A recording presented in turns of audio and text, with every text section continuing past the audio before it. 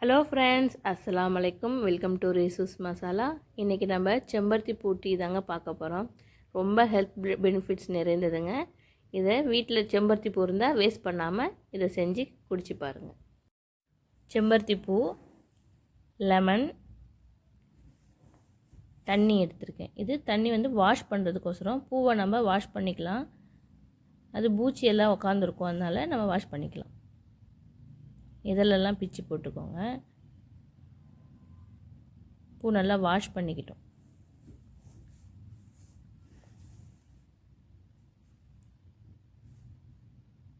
இப்போ டீ பாத்திரம் வச்சுக்கலாம்.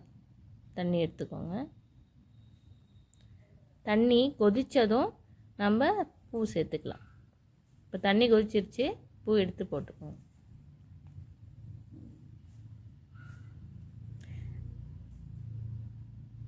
நல்லா கொதித்து கலர் மாறணுங்க. அதுக்கப்புறம் தான் நம்ம டீயை வடிகட்டணும். ஃபஸ்ட்டு எடுத்துடக்கூடாது. பாருங்கள், கலர் மாறிடுச்சு. இப்போது டீ வடிகட்டிக்கலாம். நாட்டு சக்கரை எடுத்துருக்கேன். நீங்கள் வேணும்னா தேன் கூட சேர்த்துக்கலாம். இப்போ 2 பேருக்கான டீ தாங்க நான் செஞ்சுருக்கேன். டீயை வடிகட்டிக்கோங்க.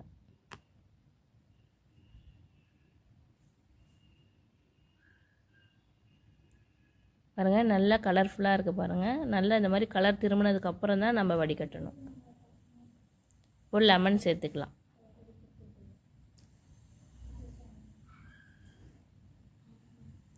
நிறைய லெமன் போடக்கூடாதுங்க, கொஞ்சம் போட்டாலே போதும். இல்லை ரொம்ப புளிப்பாக இருக்கும், சில பேருக்கு பிடிக்காம கூட போக வாய்ப்பு இருக்குது. அதனால் இது போல் போட்டு குடிங்க. அவ்வளோதாங்க. இவ்வளோ ஈஸியாக வீட்லேயே செஞ்சு குடிக்கலாம். நம்ம இதயத்துக்கு ரொம்ப நல்லதுங்க.